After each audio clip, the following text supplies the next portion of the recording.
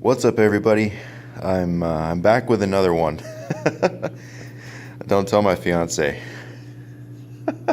So, yesterday morning, I received this in the mail, and I was extremely excited to get it in because, as I said in a previous video that I posted on Spin Space Facebook page, if anybody is interested in spinners in general, you should really go to Facebook page Spin Space and subscribe, follow, all that good stuff, because there's a plethora of knowledge in that group. There's makers, there's consumers, there's people that just want to run their designs by you.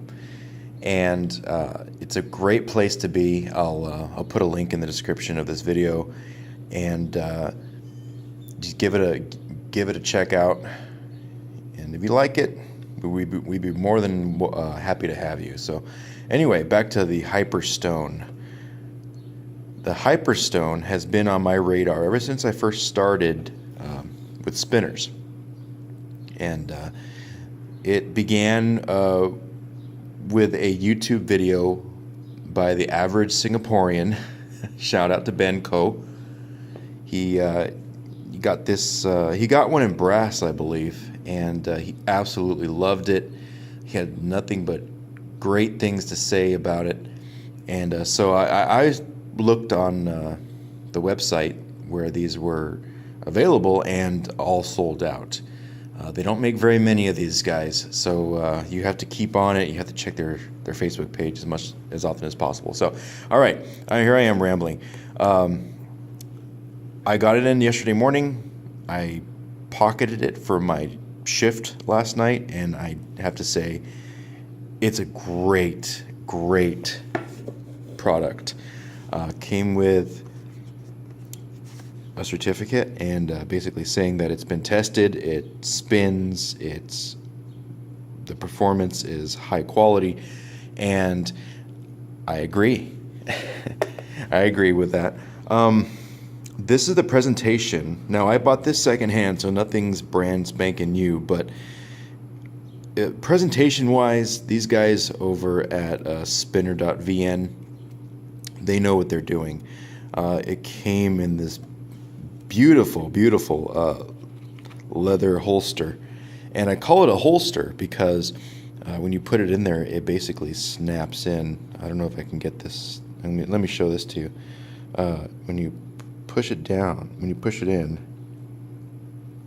you see that? See how it dropped down? That's because there's a cutout in there, and it seats the caps. Well, it makes it very a good holster. So I'll go ahead and take it out. Now, when I first took this out and I spun it, it was like a dream. I'm telling you, there's not a single rough spot on the outside. Now, on the inside, there's a few, spots right here that are a little. You might get snagged a few times. But let me give a rundown of this spinner. Now, this is a stainless steel spinner. They didn't make too many of these, and it came with two caps. This one has a brass inlay, and the other one is full stainless steel. And now in here, it comes with an extra bearing. So you know how much a fan I am of extra bearings. It's so easy just to put an extra one in there, guys, in case anything happens to the other one, in case you clean it incorrectly and it ends up getting rusted, and you don't have to wait a couple weeks for a new one, or a couple days anyway. There's one right there. So the whole package comes with a cleaning cloth. It came with the wrench that you'll need to adjust that set screw, which actually holds the bearing in. And it came with an extra set screw, which, they basically covered everything that you would need in case you lose something or something breaks. Now, when it came to the spin, I didn't give it that hard of a spin, but it's a very fast spinner. you can compare it to when you're spinning aluminum. Actually, it's very, very fast for stainless steel, and it's quiet. It makes an amazing whirring sound, but not as clunky or tinny as some other spinners, like the Valkyrie. The Valkyrie has a very tinny sound to it. This, on the other hand, it has a like a cutting air sound to it. Yeah, you can't even hear that, but it's an excellent feel in hand. Now, the ergonomics of this thing are a huge selling point for me. Basically, because when I spin, I use my middle finger a lot. I use for power spins, catching it, without stopping. I can get it to reverse really well, and so this basically follows the path that your middle finger makes when you're spinning. You can catch it right here, which is a perfect spot to give it a good power spin, and if you're following up with a forward spin, it hits it right there. Now, if you flip it over, you get a totally different ergonomic feel, but it's still a great feel, and especially when you're going up and you catch it right there and you give it a good spin. I'm going to 100% call this a fidget spinner. There's two classes really when it comes to spinners. There's a long spinner and there's a fidget spinner. Now, the reason there's a difference is because long spinners, you're going to be looking at between 5 and 10 minute spins. Fidget spinners are usually 1 to 5, obviously. You're not looking for that extremely long spin because you're not going to be holding it in your hand the whole time like this. This is the epitome of a fidget spinner, and I can see why a lot of people who buy this really enjoy it. It's great for just fidgeting. I mean, you're going to be sitting there. I know a friend of mine, he has a problem with his leg. It just keeps going and going and going. And so with this in his hand, it stopped completely. So it's a fidget spinner. It keeps you from fidgeting. It doesn't keep you from fidgeting. It actually encourages your fidgeting, except it's in a different spot. So,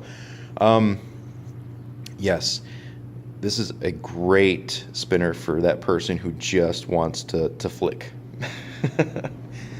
And it's going to be a short review of this spinner.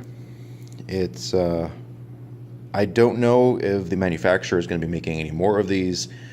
They make them in small batches, and you have to watch their Facebook page in order to know when they're coming out. So if you're a fan of stainless steel, if you're a fan of brass, or if you're a fan of, well, I think actually those are the only two they make.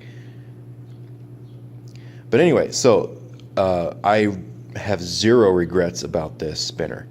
I had it with me the entire night. I couldn't put it down. It helped me focus and kept me from picking at the steering wheel, biting my nails, things that people do when their mind is extremely busy and their body reacts. So let me know what you guys think of this.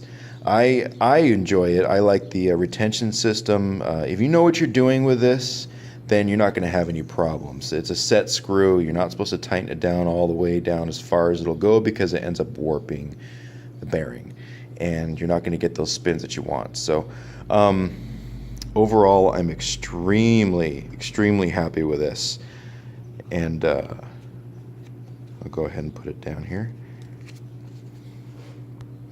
So let me know what you guys think of that. It's a totally different kind of review. I'm not going to go into huge details, but my reviews are field reviews. I'm not going to be sitting at a desk right now. I'm at an area where I work, and so if I'm doing reviews, I'll do it from a truck. I'll do it from a post, and and give you my feelings about something that I just finished messing with for 10 hours.